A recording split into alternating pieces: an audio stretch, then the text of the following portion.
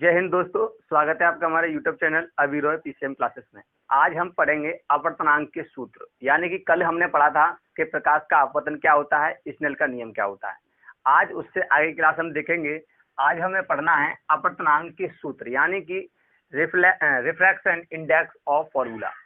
जो अपवर्तनांक के सूत्र होते हैं जिनसे न्यूमेरिकल हल किए जाते हैं, उन सूत्रों को आज हम यहाँ पर लिखवाएंगे। यानी कि अपवर्तनांक के जो सूत्र होते हैं वो न्यूमेरिकल में बहुत बड़ी भूमिका निभाते हैं। तो हम अपवर्तनांक के सूत्र के बारे में आज देखते हैं, यानी कि इसे इंग्लिश में कहते हैं refraction index of formula. Refraction index of formula. तो हम यहाँ पे बताते हैं, हमने आपको एक नियम बताया था, जो नियम था स्नेल का नियम। क्या था? स्नेल का नियम बताया था हमने, जो सेकंड लॉ था अपवर्तन का, प्रकाश के अपवर्तन का। तो स्नेल का जो हमने सेकंड नियम बताया, स्नेल के नियम का जो नियम बताया था, वो नियम था कि जब किसी माध्यम में, यानी कि जब किसी माध्यम में एक ही रंग के प्रकाश को भेजा जाता है तो उसके आपतन कोण की जया साइन आई तथा अपवर्तन कोण की जया साइन आर की कैसी होती है? परस्पर समानुपाती होती है। यानी कि स्नेल का नियम जो होता है वो भी क्या है? एक सूत्र है, यानी कि अपवर्तनांक निकालने का। तो यहाँ स्नेल के नियम से पहले देखते हैं, स्टार्ट करते हैं। यानी कि स्नेल का जो नियम होता है वो ही मेन सूत्र होता है। यानी कि स्नेल का जो नियम है उससे ही सारे सूत्र बनते हैं। यानी कि यदि स्नेल का नियम हमें याद हो तो हम सारे क्वेश्चनों को हल कर सकते हैं। स्नेल का नियम देखते हैं, तो स्नेल का नियम हम यहाँ पर लिख देते हैं। तो ये होता है स्नेल का नियम, यानी कि एन भी ले सकते हैं या म्यू भी ले सकते हैं हम। यहाँ पर जो नियतांक होता है एन, इसे अपवर्तनांक कहते हैं। इसे भी अपवर्तनांक कहेंगे, इसे भी अपवर्तनांक कहेंगे। इसमें से कोई भी एक ले सकते हैं, यानी कि या तो एन लो या म्यू लो। तो ये होता है साइन आई बट्टे साइन आर। हमने अभी बताया था प्रोपोर्शनल होता है, यानी कि परस्पर प्रोपोर्शनल होते हैं। तो हमने ये सिद्ध भी करवाया आपको, हमने मतलब बताया भी है कि स्नेल का नियम आता कैसे है, वो भी हमने इसको बताया है। यदि आपने वो वीडियो नहीं देखी है तो इसके डिस्क्रिप्शन बॉक्स में वो लिंक दी रखी है, आप वहां पर जाकर के देख सकते हैं। अब हम देखते हैं कि जो ये अपवर्तनांक का सूत्र है, यानी किसका है? स्नेल ने दिया था ये अपवर्तनांक का सूत्र। तो ये एन को हम अपवर्तनांक बताते हैं, यानी कि नियतांक। जो नियतांक होता है वही होता है अपवर्तनांक। इसे कहते हैं हम नियतांक। क्या कहते हैं? नियतांक। इसे हम क्या कहते हैं? नियतांक कहते हैं। यानी कि जो नियतांक होता है वही होता है अपवर्तनांक। तो अपवर्तनांक किसे कहते हैं? पहले अपवर्तनांक के बारे में देखते हैं। तो अपवर्तनांक किसे कहते हैं? अपवर्तनांक की परिभाषा होती है जब एक मीडियम के लिए, यानी एक माध्यम के लिए आपतन कोण की जया तथा दूसरे माध्यम के लिए अपवर्तन कोण की जया के अनुपात को ही हम क्या कहते हैं? अपवर्तनांक कहते हैं। इसे हम एन से प्रदर्शित करते हैं या म्यू से प्रदर्शित करते हैं। तो ये अपवर्तनांक आपको समझ में आया कि अपवर्तनांक क्या होता है। तो इसी फॉर्मूले से हम सारे सूत्र बनाते हैं। यानी कि पहले माध्यम के सापेक्ष दूसरे का अपवर्तनांक निकालना हो तो कैसे निकालते हैं? ये सभी इसी सूत्र से बनते हैं, यानी कि इसी को कहते हैं स्नेल का नियम। तो स्नेल का नियम तो आपको समझ में आया। यानी कि हम बता दें आपको कि ये क्या है, हम दो माध्यम लेते हैं। क्या लेते हैं? दो माध्यम। ये बीच में से क्या कर रहा है? एक दूसरे को डिवाइड कर रहा है। ये लंब अविलंब कहते हैं। यहाँ से कोई प्रकाश की किरण आती है, इस पर टकराती है, और टकराने का सीधी ना जाकर के वो क्या होती है? अविलंब की ओर झुक जाती है। जब वो किरण अविलंब की ओर झुकती है तो हम कह सकते हैं कि जो नीचे वाला माध्यम होगा वो सघन माध्यम होगा। यानी कि कौन सा माध्यम होगा? डेंसर। कौन सा होगा? डेंसर माध्यम। डेंसर मीडियम होगा। कौन सा होगा? Denser medium. कौन सा होगा? Denser medium. और जो ऊपर वाला होगा उसे कहते हैं रेरर मीडियम। कौन सा कहते हैं? Rarer medium. यानी कि जो ऊपर वाला है विरल माध्यम और नीचे वाला है डेंसर, यानी कि सघन माध्यम। जब इससे कोई किरण आती है, यानी कि यहाँ से जो कोई किरण आती है वो अविलंब की ओर झुक जाती है, यानी ये अविलंब है और ये अविलंब की ओर झुकी हुई है। और ये वाला कोण जो होता है उसे कहते हैं आपतन कोण, और इसे कहते हैं हम परावर्तन अपवर्तन कोण। क्या कहते हैं? अपवर्तन कोण। ठीक, तो ये आपको हमने बता दिया है। और हम देखते हैं कि जो स्नेल का नियम जो हमने बताया था, इसी से स्नेल का नियम बन के आया है। ठीक, सूत्र की बात करें तो पहले माध्यम के सापेक्ष दूसरे का अपवर्तनांक, यानी पहले माध्यम के सापेक्ष दूसरे का निकालेंगे तो यानी कि इसे हम पलट देंगे। क्या कर देंगे? पलट देंगे तो दूसरे के निकल आएगा। यदि हम कहें कि दूसरे के सापेक्ष पहले का निकालेंगे तो ये वाला ही सूत्र बनता है। कौन सा बनता है? ये वाला सूत्र बनता है। ठीक, तो पहले हम उसे समझाते हैं, पहले से रफ कर देते हैं। आपको ये समझ में आया कि जब प्रकाश की किरण रेरर मीडियम से डेंसर मीडियम में जाती है तो क्या होता है? वो अविलंब की ओर झुक जाती है। ठीक, तो ये होता है इसका, ये होता है स्नेल का नियम। क्या होता है? स्नेल का नियम होता है। और इसी से हम क्या करते हैं? अपवर्तनांक के सूत्र, जो अपवर्तनांक है वो निकालते हैं।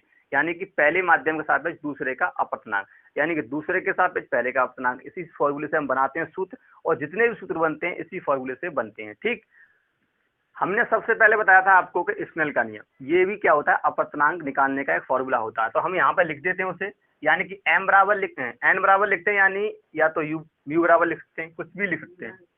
तो हम यहाँ पे लिख देते हैं n बराबर, क्योंकि आपको आसानी होगी हम n बराबर ले लेते हैं, क्योंकि n से पता पड़ रहा है अपवर्तनांक, इसे ये याद भी रहेगा, म्यू ऐसे अक्सर याद नहीं रहता है। तो यहाँ n ले लेते हैं हम। यहाँ पे पहला सूत्र जो होता है हमारा वो होता है, जब हम n ले लेते हैं, क्या लेते हैं, n लेते हैं, तो ये आता है हमारा साइन आई बटे साइन आर, यानी कि ये भी अपवर्तनांक का सूत्र होता है और ये मेन सूत्र होता है। ये क्या होता है, मेन सूत्र होता है, इसे हम मेन सूत्र कहते हैं, मेन फॉर्मूला क्या कहते हैं, मेन फॉर्मूला कहते हैं, ठीक। यानी कि इसी से सारे सूत्र बने हुए हैं। अब हम देखते हैं कि पहले माध्यम के सापेक्ष दूसरे का अपवर्तनांक निकालें, तो कैसे निकालते हैं। तो अब देखते हैं हम कि पहले माध्यम के सापेक्ष दूसरे का अपवर्तनांक। अब बात करते हैं ये सापेक्ष और निरपेक्ष क्या होता है। तो हम आपको बता देते हैं कि जो सापेक्ष होता है, यानी कि किसी के सापेक्ष, यानी कि रेस्पेक्ट, किसी के सापेक्ष लेते हैं, यानी कि हम मान लें कि कोई दो माध्यम है, क्या है, दो माध्यम, यानी कि एक कांच है एक जल है, तो ये कैसे हैं, ये सापेक्ष हो जाएगा। कैसे हो जाएगा, सापेक्ष हो जाएगा, मतलब जल के सापेक्ष कांच का अपवर्तनांक, ये सापेक्ष अपवर्तनांक हो जाएगा। अब बात करते हैं निरपेक्ष अपवर्तनांक कौन सा होता है। निरपेक्ष अपवर्तनांक में जो वन मीडियम होता है वो होता है हमारा निर्वात। क्या होता है, निर्वात होता है, जो काला काला दिखाई देता है। तो जो निरपेक्ष अपवर्तनांक होता है वो कैसा होता है कि यानी कि कोई एक निर्वात माध्यम होता है और एक होता है हमारा कोई दूसरा माध्यम, यानी कह सकते हैं निर्वात माध्यम के सापेक्ष किसी, मान लो किसी का माध्यम ले लें, कांच का ले लें, जल का ले लें, ठीक है नहीं, तो ये हो जाएगा उसका निरपेक्ष, क्या हो जाएगा, निरपेक्ष अपवर्तनांक। हम पढ़ रहे हैं कि पहले माध्यम के सापेक्ष दूसरे का अपवर्तनांक का सूत्र कैसे निकालते करते हैं, यानी पहले माध्यम के सापेक्ष दूसरे का अपवर्तनांक को लिखते कैसे हैं उसे हम बताते हैं। यानी कि पहले माध्यम हम ले लेते हैं वन, क्या लेते हैं, वन, किसे वन से प्रदर्शित करते हैं, वन, और एन ले लेते हैं, क्या लेते हैं, एन, क्या लेते हैं, एन ले लेते हैं। वन के पहले के सापेक्ष बात कर रहे हैं, सापेक्ष, तो पहले के सापेक्ष लेंगे तो इसको दूसरे का अपवर्तनांक निकालना, तो दूसरे का अपवर्तनांक पीछे लगाते हैं, दूसरा क्या लगाते हैं, पीछे लगाते हैं। अब क्या करना है हमें, जिसका पूछा है यानी दूसरे का अपवर्तनांक का सूत्र, यानी दूसरे का अपवर्तनांक निकालना है, तो जो दूसरा दिखाई दे रहा है इसे हम ले सकते हैं n2 बट्टा n1, क्या ले सकते हैं, n1। तो ये भी एक सूत्र बन जाता है। इसे हम कैसे लिख सकते हैं, यदि हम पहले माध्यम के सापेक्ष दूसरे का अपवर्तनांक निकालें तो हमें क्या करना पड़ेगा, जो हम पहले के सापेक्ष लेंगे तो 1n2, यानी कि 1n2 वन के सापेक्ष, मतलब अपवर्तनांक निकालना कैसे निकालना है, दूसरे का, तो दूसरा ऊपर लेते हैं और नीचे वाला क्या लेते हैं, वन लेते हैं। तो यानी कि ये हो जाता है इसका सूत्र, क्या हो जाता है इसका सूत्र, पहले माध्यम के सापेक्ष दूसरे का अपवर्तनांक। यानी कि हम यहाँ पे ले देते हैं कि पहले माध्यम के सापेक्ष निकालना है हमें, तो हमें क्या करते हैं, तो ये वाला सूत्र लगा देते हैं, क्या करते हैं, ये वाला सूत्र इसको लगा देते हैं। ये सूत्र है, देखो कुछ नहीं है, एन हमने लिया यहाँ पे, तो पहले माध्यम के सापेक्ष दूसरे का, मतलब पहले माध्यम से दूसरे का निकाल रहे हैं, तो यानी कि दूसरा माध्यम हमारा क्या है, आई है, और पहला माध्यम क्या है, हमारा साइन आर है, ठीक है। ऐसे ही इसमें निकाला हमने, पहले माध्यम से दूसरे का निकालना है तो n2 बट्टा n1 लेना पड़ेगा। तो ये सूत्र इसका बनता है। यदि कोई पूछता है कि जल के सापेक्ष कांच का अपवर्तनांक क्या होगा, तो जल के सापेक्ष कांच का अपवर्तनांक निकालना है तो हमें क्या करना पड़ेगा, यहाँ एग्जाम्पल ले लेते हैं कि जल के सापेक्ष कांच का लगाना, यानी कि हमें यहाँ पर लिख देते हैं कि जल के सापेक्ष लगाना है, करके जल के सापेक्ष, किसके सापेक्ष लगाना है, जल के सापेक्ष, जल के सापेक्ष, मतलब जल के सापेक्ष निकालना है कांच का, किसका निकालना है, कांच का निकालना है, ठीक है नहीं, जल के सापेक्ष, यानी कि जल के सापेक्ष निकालना है कांच का। जो जल के सापेक्ष कांच का निकालेंगे तो क्या करेंगे, हम यहाँ पे लेते हैं जल के, यानी कि जल की बात चल रही है, डब्लू क्या लेंगे, डब्लू इंग्लिश में वर्ड ले लेते हैं, इसका पहला अक्षर लेते हैं वाटर का, ठीक है नहीं। तो ये हो गया डब्लू, और यहाँ पे हम लेंगे अपवर्तनांक निकालना, किसका निकालना है, कांच का, तो यहाँ कांच ले लेंगे। अब जिसका पूछ रहा है उसे ऊपर लिख लेंगे, क्या लिख लेंगे, ऊपर, तो ये ऊपर लिख देंगे, और जो किसके सापेक्ष पूछ रहा है उसे नीचे लिख देंगे, यानी कि डब्लू के सापेक्ष, यानी कि यहाँ पे लिखें डब्लू। तो ये भी इसका एक फॉर्मूला बन गया, यानी कि फॉर्मूला तो यही बनेगा, क्या बनेगा, यही बनेगा, हमें निकालना है ऐसे, ठीक। यही आपसे पूछेगा कि जल के सापेक्ष कांच का अपवर्तनांक ज्ञात कीजिए, तो कैसे निकालेंगे, WNG इक्वल टू NG बटा NW, यानी कि आपको कांच का अपवर्तनांक दिया है, यानी कांच का अपवर्तनांक तो मैं दे देगा, यानी कि यहाँ पे एक एग्जाम्पल ले दें कि कांच का अपवर्तनांक आपको दिया है, क्या दिया है, कांच का अपवर्तनांक आपको दिया है 1.5, ठीक है, कितना दिया है, 1.5। यदि आपको पूछ रहा है जल का, क्या है, जल का अपवर्तनांक कितना दिया है, जल का दिया है आपको 1.33, कितना दिया है, 1.33, तो ये जल का हो गया। अब आपसे पूछ रहा है कांच के सापेक्ष जल का अपवर्तनांक, कितना पूछ रहा है, कांच के सापेक्ष जल का पूछेगा तो कांच का लिख लेंगे, यहाँ कांच के सापेक्ष जल का, कांच के साथ में जल का निकालेंगे तो क्या करेंगे हम, अब जल की बात कर रहे हैं, जल का निकाल रहे हैं, तो जल का ऊपर लेंगे, कहाँ लेंगे, ऊपर लेंगे, और इस कांच को कहाँ लेंगे, नीचे लेंगे। ठीक है, तो जो जल है वो जल क्या है हमारा, ये अपवर्तनांक है, तो 1/33 हो जाएगा ये। अब नीचे का लेंगे 1.5, अब इसका निकाल देंगे, इसका कैलकुलेट कर देंगे, फिर निकल के आ जाएगा वैल्यू। ठीक, यदि इसको निकालेगा तो कितना निकल के आएगा, इसे निकालेंगे तो इसका निकल के आएगा 0.08, ऐसे कुछ निकल के आएगा। ठीक, कितना निकल के आएगा, 0.08 यानी कि 9, कितना आएगा, इतना निकल के आएगा इसका। ठीक, तो ये होता है इसका। तो ऐसे आप निकाल सकते हैं पहले माध्यम के सापेक्ष दूसरे का अपवर्तनांक। आपको ये दो फॉर्मूले आपको पता हुए कुछ नहीं है, ये पहला वाला फॉर्मूला है वही इसमें लगा देते हैं, यानी कि आपको दिखाई दे रहा है पहले दूसरे माध्यम के सापेक्ष पहले का अपवर्तनांक, यानी पहले का निकालना है, दूसरे सापेक्ष निकालना है, तो पहले का तो पहला ऊपर लिख देंगे, नीचे से लिख देंगे, यानी कि सूत्र यही रहेगा। बनाने की कैलकुलेट अपने जो कैलकुलेशन है उसका सूत्र बनाना है तो आप बना सकते हैं, यानी कि हमने लिख दिया पहले के माध्यम, पहले के सापेक्ष, तो पहले का सापेक्ष, यानी कि दूसरे का अपवर्तनांक, दूसरे का अपवर्तनांक, दूसरे का पूछ रहा है तो दूसरा ऊपर और उसको नीचे रख देंगे। ठीक, तो ये हो गया इसका सूत्र। अब देखते हैं हम इसका तीसरी कंडीशन क्या होती है, पहले से रफ कर देते उसके बाद इसे देखते हैं। अब देखते हैं हम कि जब दूसरे माध्यम के सापेक्ष पहले का अपवर्तनांक पूछे तो कैसे निकालते हैं, तो इसका भी सूत्र होता है, यानी कि इसका भी सूत्र आप बना सकते हैं, कुछ नहीं है, खाली n बराबर sin i बटे sin r, यही फॉर्मूला होता है, यानी कि इसी को पलट दो और उल्टा कर दो, वही उसका सूत्र बन जाता है। अब देखते हैं हम दूसरे माध्यम के सापेक्ष पहले का अपवर्तनांक, यानी कि दूसरे माध्यम के सापेक्ष पहले का अपवर्तनांक कैसे निकालते हैं, यानी कि इसका जो सूत्र होगा वो कैसा होगा, इसका सूत्र देखते हैं हम, क्या देखते हैं, इसका सूत्र देखते हैं। तो यहाँ पे हम लिख देते हैं दूसरे के सापेक्ष पहले का अपवर्तनांक, यानी कि दूसरे के सापेक्ष पूछ रहा है, जिसके सापेक्ष यानी कि रेस्पेक्ट, यानी कि अपने तुम्हारा बड़ा भाई है तो उसको रेस्पेक्ट दोगे, जो जिसको पहले रेस्पेक्ट दोगे उससे क्या लिखते हैं, पहले लिखते हैं, यानी कि जो जिसको बाद में मिलती है उसे कहाँ रखते हैं, कहाँ रखते हैं, ऊपर रखते हैं। तो यहाँ पे हम ले लेते हैं पहले। ठीक, तो अब देखते हैं दोस्तों दूसरे माध्यम के सापेक्ष पहले का अपवर्तनांक का सूत्र, यानी कि इसमें मैंने कहा है कि दूसरे माध्यम, यानी कि दूसरा माध्यम की बात कर रहे हैं। देखो हम एक बार आपको चित्र से समझाते हैं उसके बाद देखते हैं, यानी कि ये क्या है, ये माध्यम है, ये नीचे वाला मान लेते हैं हम वाटर है, कोई क्या है, वाटर है, नीचे वाला क्या है, नीचे वाला वाटर है, और ऊपर वाला मान लेते हैं एयर है, यानी कि ये वाला मीडियम जो है, और ये वाला मीडियम क्या है, ये वाला मीडियम हमारा रेयर मीडियम और ये वाला मीडियम है डेंसर मीडियम। यानी कि जब किरण यहाँ से आएगी, यहाँ से किरण आएगी, जब इसके अंदर चीड़ के अंदर जाएगी इसको, तो क्या होगी, अवलंब की ओर झुक जाती है, क्या होगी, अवलंब की ओर झुक जाएगी, अवलंब की ओर झुक जाएगी, यानी कि ये अवलंब है, इसको मतलब दो भागों में डिवाइड करता है। ठीक है नहीं, तो अवलंब की ओर झुक जाएगी, तो यानी कि हम मान लेते हैं ये पहला माध्यम है और ये मान लेते हैं दूसरा माध्यम। अभी हमने पिछली बार में देखा था, जो दूसरा इसका हमने बताया था सूत्र, तो उसमें बताया था हम कि पहले के सापेक्ष दूसरे का अपवर्तनांक। अब हम बताएंगे आपको दूसरे के सापेक्ष पहले का अपवर्तनांक, यानी कि हम यहाँ वाटर के सापेक्ष एयर का अपवर्तनांक निकालेंगे। क्या करेंगे, वाटर के सापेक्ष एयर का अपवर्तनांक। तो ऐसे हमने यहाँ पे लिया है दूसरे माध्यम के सापेक्ष पहले का अपवर्तनांक। तो दूसरे माध्यम के सापेक्ष पहले का अपवर्तनांक निकालना है, क्या करना है, दूसरे माध्यम के सापेक्ष।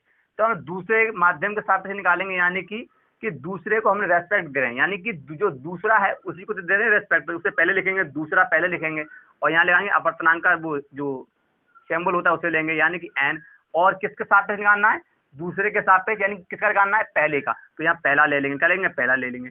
अब हम इसका निकालेंगे तो इसका सूत्र क्या बनेगा, यानी कि इसका सूत्र बनेगा हमारा n1/n2, क्या बनेगा, n1/n2, तो यानी कि ये वाला सूत्र बनेगा, इसका क्या बनेगा, ये वाला इसका सूत्र बनेगा। तो कुछ नहीं है, इसका जो दूसरा वाला हमने सूत्र लिखाया था उसी का रिवर्स है, यानी कि वो था वन के सापेक्ष दूसरे का, और ये है दूसरे के सापेक्ष वन का। ठीक, तो आपको ये समझ में आया कि तीसरा जो न्यूमेरिकल अगर आ जाए बाई चांस कि हम पूछते हैं आपसे वाटर के सापेक्ष एयर का, यदि हम आपसे पूछें वाटर के सापेक्ष एयर का अपवर्तनांक, यानी कि दूसरा माध्यम ये है हमारा और पहला माध्यम ये है, तो इसके सापेक्ष पूछ रहे हैं हम, और किसका पूछ रहे हैं, पहले का अपवर्तनांक। तो पहला ऊपर लेंगे हम, यानी कि n1 ऊपर लिया, यानी कि ये वाला कोण होगा मान लो i, तो ये तो हम ऊपर लेंगे, तो यानी कि हम इसे नॉर्मली लिख सकते हैं sin i बट्टा, यानी कि n1 की जगह पे sin i लिख सकते हैं, n2 की जगह पे क्या लिख देंगे हम, sin r, क्या लिख देंगे, sin r। तो ये भी तो एक सूत्र है, वही सूत्र है, कुछ नहीं है इसमें, वही सूत्र है, उसी से ये सूत्र सारे बन रहे हैं। यानी कि वो वाला जो सूत्र था स्नेल का नियम, स्नेल कौन थे, वैज्ञानिक थे, हमने पिछली वीडियो में बताया। ठीक है नहीं, तो जिन्होंने ये नियम दिया था उन्होंने बहुत ही अच्छा ये नियम दिया था, यानी कि जो स्नेल का नियम था उसी से सारे फॉर्मूले बनते हैं और उसी से रिलेटेड हैं आप देख सकते हैं कि जब हमने दूसरे माध्यम के सापेक्ष पहले का पूछ रहे थे तब हमने पहला वाला ऊपर लिया है, और जो जिसके माध्यम की हम पूछ रहे थे वो वाला तो पहले लिया है, यानी कि n1 तो यानी sin i, और नीचे वाला क्या है हमारा n2 यानी कि हमने sin r। ठीक है नहीं, तो वही फॉर्मूला है स्नेल का नियम। दूसरे में भी यूज हुआ था, पहले में भी, तो पहला तो था ही, और तीसरे में भी स्नेल का ही नियम यूज हुआ है, देखो। ठीक है नहीं, तो ये आपको तीसरा फॉर्मूला याद समझ में आया होगा। ठीक, अब देखते हैं इसके चौथे स्टेप की तरफ चलते हैं। तो इसे पहले रफ कर देते हैं, उसके बाद उसे भी हम समझाते हैं। ठीक, तो अब देखते हैं हम, यानी कि पहले माध्यम का अपवर्तनांक दिया है, क्या दिया है, पहले माध्यम का अपवर्तनांक दिया है और दूसरे माध्यम का भी अपवर्तनांक दिया है। यदि हम आपसे पूछें कि दूसरे माध्यम के सापेक्ष पहले का अपवर्तनांक निकालिए, या पहले के दूसरे के सापेक्ष पहले का अपवर्तनांक निकालिए, यानी कि पहले के सापेक्ष या दूसरे का निकालिए, तो ये इसका जो सूत्र बनेगा वो कैसे बनता है उसे यहाँ पे हम लिख देते हैं। ठीक, तो अब देखते हैं हम चौथा इसका जो सूत्र बनेगा वो कैसे बनेगा। यानी कि हमने यहाँ पे लिख दिया पहले माध्यम का अपवर्तनांक n1 दिया हुआ है और दूसरे माध्यम का अपवर्तनांक जो है n2 है, तो दूसरे माध्यम के सापेक्ष पहले का अपवर्तनांक हमें निकालना है। यानी दूसरे के सापेक्ष हमें क्या करना है, दूसरे माध्यम के सापेक्ष पहले का, यानी कि दूसरा माध्यम है हमारा, दूसरा माध्यम उसके सापेक्ष निकालना है। किसका निकालना है, पहले का, यानी कि पहला। अब हम क्या करेंगे, जो पहला ऊपर लेंगे, यानी कि जो पहला वाला दिया है अपवर्तनांक उसे पहले लेंगे। ठीक है नहीं, और जो दूसरा है अपवर्तनांक उसे नीचे लेंगे। ठीक है नहीं, तो ये इसका ये फॉर्मूला बन जाता है। ठीक, ये क्या हो जाता है, ये इसका ये फॉर्मूला बन जाता है। यदि ऐसे पूछे आपसे कि पहले के सापेक्ष दूसरे का, हम इसका एग्जांपल देखते हैं। यानी कि हम कहते हैं आपसे कि जो कांच है, कांच क्या कहते हैं, कांच, कांच का अपवर्तनांक हमें दिया गया है कि 1.5, कितना दिया गया, 1.5 दिया हुआ है। और इसमें जो हमारा वो है, क्या कहते हैं उसका, जल है, जल का अपवर्तनांक दिया हुआ है, कितना दिया हुआ है, वो दिया हुआ है 1.33। ठीक है ना, अब हमें पता है कि ये हमारा पहला माध्यम है, क्या है हमारा ये पहला माध्यम, और ये हम पता हमारा दूसरा माध्यम है। अब हम पूछ रहे हैं आपसे दूसरे के सापेक्ष पहले का अपवर्तनांक, यानी कि दूसरे के सापेक्ष पहले का निकालेंगे तो क्या करेंगे, जो पहला वाला ऊपर हो जाएगा, पहला वाला कहाँ है, ऊपर हो जाएगा, यानी कि 1.5 बट्टा, और जो जल वाला है वो नीचे आ जाएगा। ठीक है नहीं, तो ये हो जाएगा। ठीक है नहीं, अब इसका क्या हो जाएगा, 1.133, ये वाला बन जाएगा, इसका आंसर आ जाएगा। तो देखो आप, ये वाला इसका क्या होगा, आंसर हो जाएगा। तो ऐसे मतलब क्वेश्चन आपसे बने तो आप इनको हल कर सकते हैं। अब इसे हम रफ कर देते हैं, ये आपको समझ आया होगा। अब देखते हैं हम दूसरा, इसका नेक्स्ट जो है, क्या कहते हैं, इसका नेक्स्ट है, पांचवा है, उसे देखते हैं कैसा क्वेश्चन बनेगा उससे, और कैसा फॉर्मूला हमें बनाना है। ठीक, कुछ नहीं है, वही फॉर्मूला हमने बताया था, स्नेल का नियम, बस उसे याद रखो, आपको ये सारा कुछ याद हो जाएगा। ठीक, अब देखते हैं इसका पांचवा। अब क्या करते हैं, इसका पांचवा देखते हैं। इसका पांचवा जो सूत्र बनेगा कैसे बनेगा, पहले मीडियम के सापेक्ष दूसरे मीडियम का अपवर्तनांक दिया हुआ है 1 और 2, तो हमें क्या करना है कि दूसरे के सापेक्ष क्या करना है, हमें दूसरे के सापेक्ष हमें निकालना है, दूसरे के सापेक्ष हमें पहले का निकालना है, पहले का अपवर्तनांक निकालना है, का अपवर्तनांक निकालना है। तो अपवर्तनांक निकालेंगे तो कैसे निकालेंगे, तो हमने दूसरे का निकालना है, तो क्या करेंगे, दूसरे के सापेक्ष निकालेंगे, तो ये n1 हो जाएगा, यानी कि जो ऊपर है वो चला जाएगा ऊपर, यानी कि यहाँ पे 1 ले सकते हैं, यानी कि ये दिखाई दे रहा है आपको, पहले मीडियम के सापेक्ष जो दूसरे का जो अपवर्तनांक दिया हुआ है, तो यानी कि हम यहाँ पे लेंगे 1 और 2, ये वाला इससे फॉर्मूला बनता है। क्या बनता है, ये वाला इसका फॉर्मूला बनता है। तो आपको ये भी समझ में आया होगा कि इस फॉर्मूले से आप यदि न्यूमेरिकल बने तो उसे हल कर सकते हैं। यानी कि दूसरे के सापेक्ष 1 का निकालना है, यानी कि देखो ठीक इसका रिवर्स है, यानी कि पहले पूछा दिया हुआ है कि 1 और 2 के सापेक्ष दिया हुआ है, तो हमें 2 और 1 के सापेक्ष निकालना है, तो उसका प्रोपोर्शनल, यानी कि क्या कर देंगे, व्युत्क्रम कर देंगे, उल्टा कर देंगे। क्या कर देंगे, उल्टा कर दिया, देखो 1/1 और 2। ठीक, तो यही होता है इसका। ठीक है नहीं, तो ये हो गया पांचवा। अब देखते हैं छठी स्थिति कैसी होती है, उसे छठी स्थिति को हम समझते हैं। ठीक, इसे रफ कर देते हैं। अब छठी स्थिति जो है, इसे छठी स्थिति में हम देखते हैं अपवर्तनांक और चाल में संबंध। क्या देखते हैं, अपवर्तनांक और चाल में संबंध। क्या देखते हैं, अपवर्तनांक और चाल में संबंध,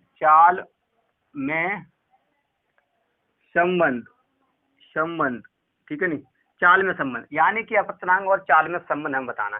तो इससे समझने से पहले आपको हम एक ग्राफ बना देते हैं। यानी कि ये देख सकते हैं, ये क्या है, दो माध्यम है, एक पहला वाला माध्यम, एक दूसरा वाला, इसको एक रेखा डिवाइड करती है, जिसे अवलंब कहते हैं। ठीक, अब इससे मान लो कोई किरण आई, यहाँ से टकराई और यानी कि होकर के झुक के चली गई, यानी कि सीधी ना जा करके, ठीक है नी। ये वाला कोण इसने बनाया आपतन कोण, ये बनाया अपवर्तन कोण, आर कहते हैं, ठीक है नी। तो हम आपको क्या समझना चाहते हैं, यानी कि जो प्रकाश की चाल है, यानी कि हम चाल के बारे में संबंध बता रहे हैं, यानी कि इसमें जो प्रकाश की चाल है, यानी कि पहले माध्यम में प्रकाश की चाल यानी कि V1 और दूसरे माध्यम प्रकाश की चाल V2 है, ठीक है नी, V2 है। तब हमें इसका क्या निकालना है, अपवर्तनांक निकालना है। क्या निकालना है, अपवर्तनांक निकालना है। तो क्या करेंगे कि इसे हम मान सकते हैं, पहले माध्यम की चाल है उसे C मान सकते हैं, और दूसरे माध्यम की चाल है इसे B मान सकते हैं, V बड़ी V मान सकते हैं, यानी कि कैपिटल V, ये स्मॉल V है और इसे एक बड़ी V मानेंगे, ठीक है नी। तो ये होगा, तो इसे क्या कर देंगे हम, अगर हमें अपवर्तनांक निकालना है, किसके संबंध में निकालना है, चाल के संबंध में, तो इसका अपवर्तनांक का सूत्र क्या हो जाएगा, इसका अपवर्तनांक सूत्र हो जाएगा कि n बराबर हो जाएगा हमारा C/V, क्या होगा, C/V, यानी कि C होगी हमारी प्रकाश की चाल और ये होगी हमारी जो दूसरे माध्यम में उसकी चाल, प्रकाश की ही चाल है, यानी कि इसे दूसरे माध्यम, यदि हम C ले लेंगे, यहाँ पे C ले लेंगे तो कट करके एक हो जाएगा ना। यदि हमें सूत्र बनाना है, क्या करेंगे, सूत्र बनाना है, इसलिए हमने क्या किया है, पहले वाले को C मान लिया, दूसरे वाले को क्या माना है हमने, कैपिटल V माना है। तो ये इसका सूत्र बनता है, यानी कि जो प्रकाश की चाल होती है, प्रकाश की चाल यानी कि C, प्रकाश चाल होती है निर्वात में, वो कितनी होती है, निर्वात प्रकाश चाल होती है 3 × 10⁸ मीटर प्रति सेकंड। ये आपको याद रखना है, यदि न्यूमेरिकल आता है तो ऐसे आपको करना, इसे लगा करके करना होता है, ठीक है नी। अब हम देखते हैं इसकी सातवीं स्थिति क्या होती है, ठीक है। अब देखते हैं इसकी अपवर्तनांक और अवस्था में संबंध। अपवर्तनांक क्या देखते हैं, अपवर्तनांक और अवस्था में संबंध, ठीक है नी, में संबंध। आपको समझ में आ रहा होगा, अपवर्तनांक और अवस्था यानी कि उसकी अवस्था कैसी है, यानी कि कोई वस्तु हमें उठी हुई दिखाई देती है, उसकी वास्तविक अवस्था से आभासी अवस्था दिखाई देती है, यानी कि हम यहाँ पे चित्र से समझ सकते हैं, यानी कि क्या है, ये गिलास है, क्या है, ये गिलास है, इसमें कोई सिक्का रखा हुआ है, ठीक, इसमें क्या रखा है, सिक्का रखा हुआ है। यदि हम इसमें से ऊपर से अगर देखें, ऊपर से देखेंगे इसमें, यानी कि यहाँ देख लेते हैं, ऊपर से देखेंगे तो क्या होगा, ये 90 अंश के एंगल पे देख रहा है, तो यानी कि जो किरण होगी वो बिना विक्षेप हुए सीधी चली जाएगी, यानी कि हमें सिक्का उसकी वास्तविक स्थिति हमें दिखाई देगी, ठीक। और यदि हम कैरे खड़े हुए हैं, यानी कि हम सिक्के को देख रहे हैं, तो यानी कि अगर यहाँ से कोई प्रकाश की किरण जाएगी, यहाँ से क्या जाएगी, प्रकाश की किरण जाएगी, हमारे नेत्रों में पड़ेगी, यहाँ पे मान लेते हैं नेत्र है ये, ठीक है नहीं, इस नेत्र पर जब पड़ेगी तो ये क्या होगी, इधर झुक जाएगी, क्या होगा, इधर झुक जाएगी, क्या हो जाएगा, इधर की साइड क्या हो जाएगी, झुक जाएगी, यानी कि यहाँ से कोई किरण गई वो झुक जाएगी, यानी कि ये यूं करके ना जा करके वो क्या होती है, इधर झुक जाती है, यानी कि तो यहाँ पर जो सिक्का की स्थिति होगी वो स्थिति क्या बनेगी, यहाँ बनेगी, यानी कि इसे लेके आएंगे तो ये यहाँ पर देख रहा है, यानी कि उसे सिक्का उठा हुआ दिखाई देगा। ये होती है इसकी वास्तविक स्थिति, क्या होती है, वास्तविक स्थिति, वास्तविक क्या होती है, इसकी वास्तविक स्थिति होती है। और जो ये ऊपर दिखाई दे रहा है इसे कहते हैं आभासी स्थिति, आभासी स्थिति, क्या होता है, आभासी स्थिति, यानी कि जब सिक्के से प्रकाश की किरण चलती हैं और हमारी नेत्रों पर पड़ती है तो हमें सिक्का उठा हुआ दिखाई देता है, क्या देता है, सिक्का क्या देता है, उठा हुआ दिखाई देता है। आप देख सकते हैं सिक्का हमें उठा हुआ दिखाई दे रहा है। तो हम इसे यहाँ पे सूत्र में लिखेंगे, इसके अपवर्तनांक के लिए सूत्र का लिखेंगे तो क्या लिखेंगे, एन से हम अपवर्तनांक को संबंधित करते हैं। पहला माध्यम कोई भी ले सकते हैं, हम जल का माध्यम लें, ठीक है नहीं, ऐसा होता है, एयर भी ले सकते हैं। तो हमें पहले लेंगे, हम यहाँ पे क्या लिखेंगे, वास्तविक स्थिति, क्या लिखेंगे, इसकी वास्तविक स्थिति, पहले लिखेंगे हम वास्तविक स्थिति, वास्तविक स्थिति क्या है इसकी, वास्तविक स्थिति स्थिति, और बट्टा में लिखेंगे हम आभासी, क्या लिखेंगे, आभासी, आभासी स्थिति, आभासी स्थिति, आभासी स्थिति। तो ये इसका क्या हो जाता है, फॉर्मूला हो जाता है। यदि क्वेश्चन आपसे पूछा जाएगा तो आपको इसी फॉर्मूले से जवाब देना होगा, ठीक है नहीं। अपवर्तनांक और अवस्था में संबंध समझ में आया। यदि हमें वस्तु कितनी उठी हुई दिखाई देती है, ठीक है नहीं, यदि उसकी वास्तविक गहराई इतनी है तो हमें कितनी उठी हुई दिखाई देगी जल में, तो जल का हमें बताया था अपवर्तनांक क्या होता है। तो ये अपवर्तनांक वाली जो चीज है, अपवर्तनांक वाली चीज के हीरे का अपवर्तनांक क्या होता है और जल का अपवर्तनांक क्या होता है, वायु का अपवर्तनांक क्या होता है, कांच का अपवर्तनांक क्या होता है, ये अगली वीडियो में से डिस्कस करेंगे, ठीक। आज के लिए इतना ही, जय हिंद।